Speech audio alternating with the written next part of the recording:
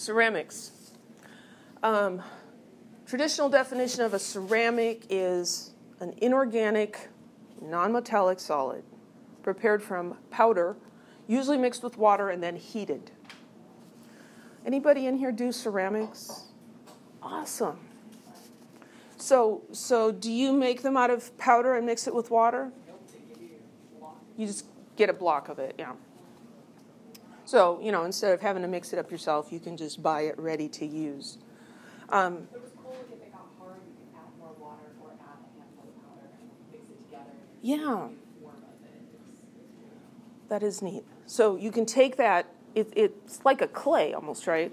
So you can take that clay, and if it starts to get too dry when you're working with, you can add some water to it. If you made it too soupy, then you can add a little more of the powder. It's a little bit like, making bread or cookies, It's like, ooh, the dough's too sticky. Let's put a little more flour in there.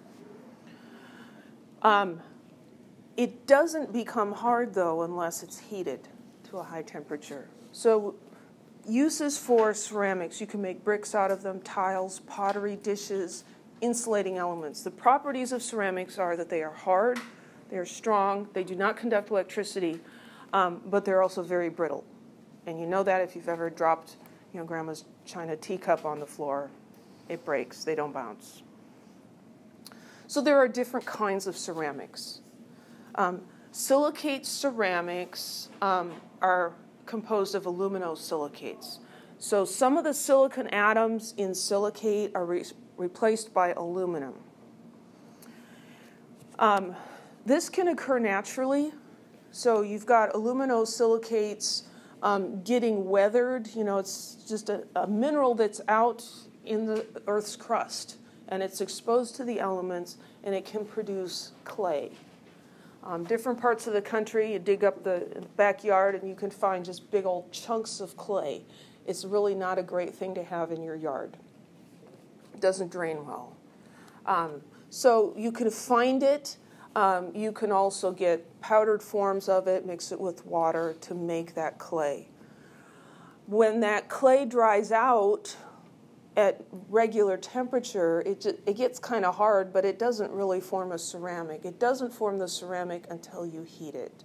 Heating causes reactions among the atoms in there that form the ceramic. Once you've heated it to form a ceramic, you can't add water and have it go back to being clay. Kaolinite is one of these clays. So here's its formula. Above 1,500 degrees Celsius, this is going to undergo irreversible chemical and structural changes, and you're going to get a white ceramic solid. It's got an extended network of silicon oxygen and aluminum oxygen tetrahedra, all covalently bonded together. This is the most important component in porcelain. So porcelain is often called china. Thanksgiving's tomorrow, and so you go to Grandma's house and she gets out her good china, right? Is that her good country? No, it's her good china. We call it china because it originated in China. So porcelain. You can also have oxide ceramics. These include aluminum oxide and magnesium oxide. So what's the difference in these compared to this? What's missing?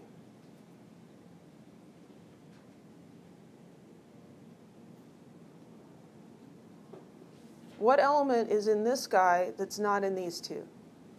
Silicon. So oxide ceramics don't have silicon in them. The silicate ceramics do. These are also physically and chemically stable at high temperatures, and so they're useful in making furnaces. So you're going to make porcelain. What do you make the furnace out of? You need to make it out of something that's going to withstand the heat. The color, yes. The color would be dependent on the exact formulation, the formula of it.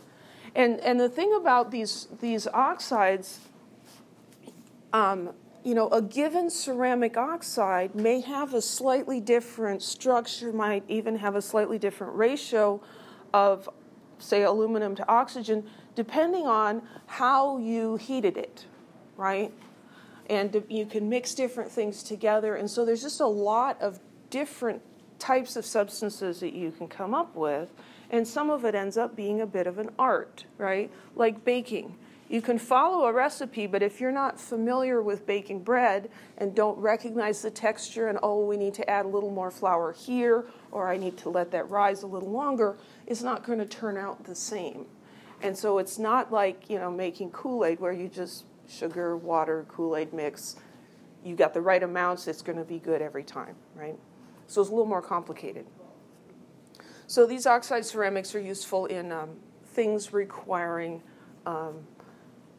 the ability to withstand heat. So industrial furnaces, high-speed cutting tools, again, those get very hot, and so you can't have your cutting tool melting, right? Crucibles. Remember the crucibles? We didn't use glass crucible. We used glass Gooch crucibles when we did the experiment, but on the first day of lab, we carried around the little porcelain crucibles, right, just to practice. Those are made out of oxide ceramics. We call them porcelain crucibles, but technically not. Fireproofing, heating elements, you get a little space heater. You can get a ceramic space heater. It uses a ceramic as the heating element to radiate the heat.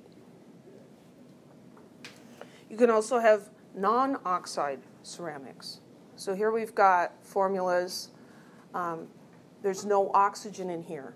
That's why they're called non-oxide covalent. So silicon nitride is going to have a structure similar to silica.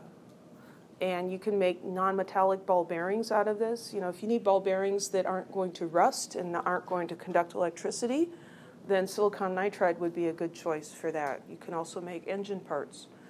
Boron nitride is kind of interesting. Boron has 3 valence electrons. Nitrogen has 5 valence electrons. So the two of these combined, they are isoelectronic with C2. So if you have 2 carbon atoms or a boron and a nitrogen atom, you've got the same number of valence electrons. And so they're going to form similar structures. So you can make layered sheets. You can make diamond structures using boron and nitrogen instead of carbon. Again, high temperature lubricant, abrasive cutting tools. Silicon carbide has a diamond structure, but now half the carbons are replaced with silicon atoms. So it's like half carbon and half silicon, but in a diamond shape. And that's also used as an abrasive, various high temperature materials, and they add it to steel to change the qualities of the steel. And then there's cement. Cement was discovered by the Romans. So they used lime, volcanic ash, and clay mixed with water to make this pourable slurry. So you could pour it into shapes, and then if you just let it dry, it would harden. This is different than a ceramic where you have to heat it to get it to be permanently hard. This will just harden on its own. Portland cement is a very particular type of cement. It's mostly limestone, calcium carbonate. It also has silica and small amounts of alumina, iron 3 oxide, and gypsum. So when this reacts with water, there's a series of complex reactions that occur that give you a rock-like substance. A clay will just lose water when it sets. You can just let clay dry out and it'll get hard, but it's not doing that by a chemical reaction. It's just losing water. So if you add water back to it, you could eventually get it back into its nice moldable form. Cement is different. It actually undergoes chemical reactions, and so you can't just get it back by adding water.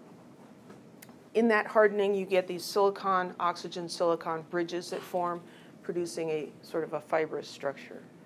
Any questions?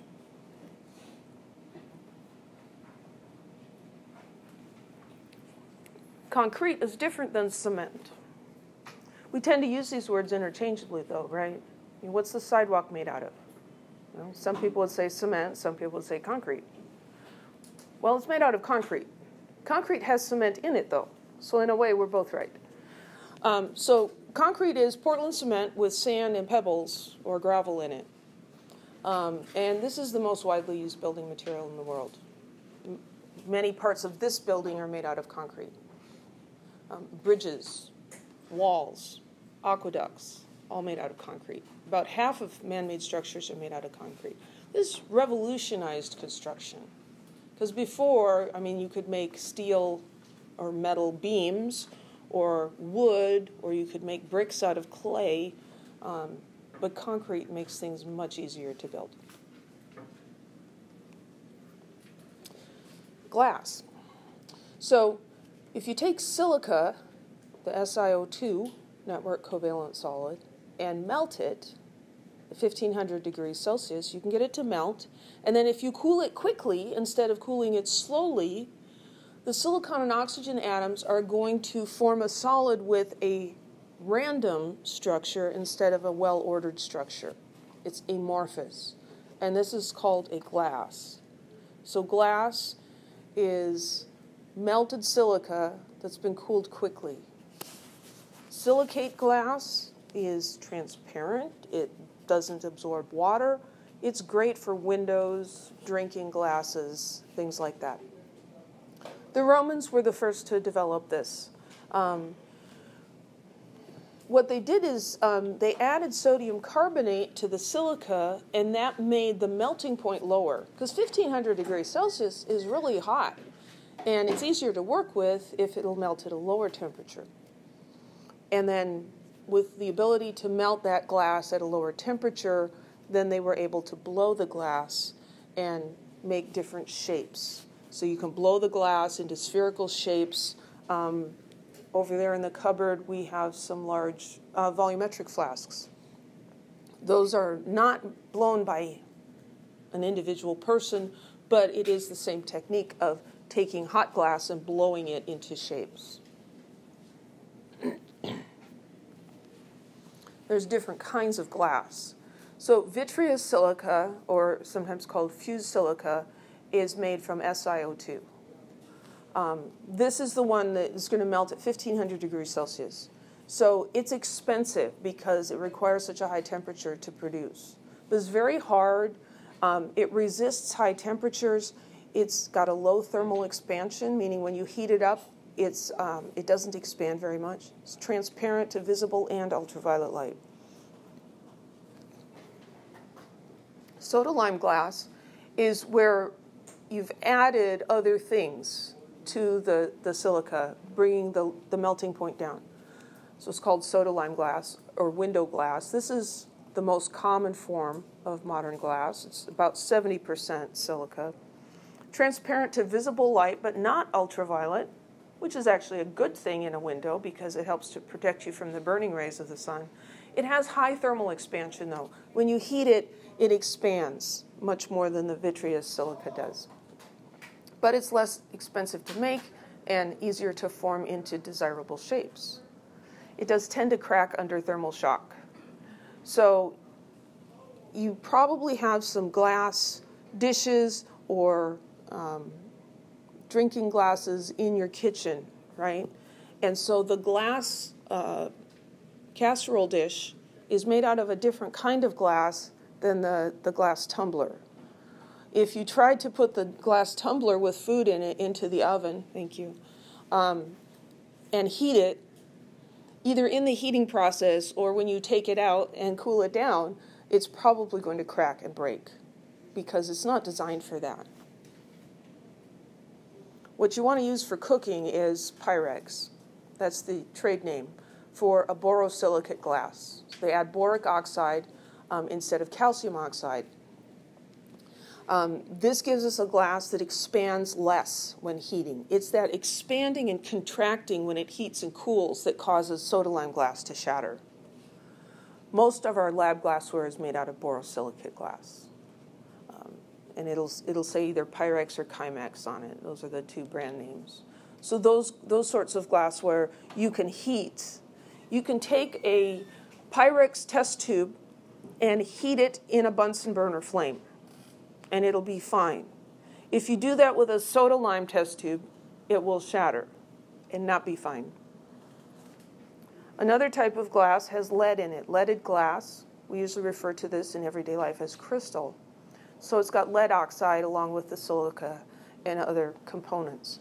What makes this crystal different is it's got a higher index of refraction, meaning it bends light differently than regular glass does. And so it has a more brilliant appearance. If you were to make two identical objects, one out of crystal, leaded glass, and one out of borosilicate or soda lime glass, and you look at them carefully, you would see that one of them just seems a lot shinier and sparklier than the glass one does. It makes a ringing sound when tapped. But there's issues with the lead in the crystal. Certain types of foods and beverages can leach some of the lead out, and then when you eat the food or drink the alcohol, then you're drinking lead, right? So that's not so good. So you can make lead-free crystal, and so if you buy, a crystal decanter to store whiskey in or something, it's probably going to be made out of a lead-free form of crystal because you don't want to poison yourself. Well, you want to poison yourself with the ethanol, not with the lead, right? Okay, so any questions about all those different types of substances? You are way too sleep deprived. There's a whole branch of science called materials science.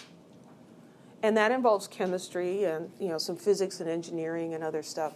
But looking at how can we create different materials, how can we analyze materials and find out different things about them.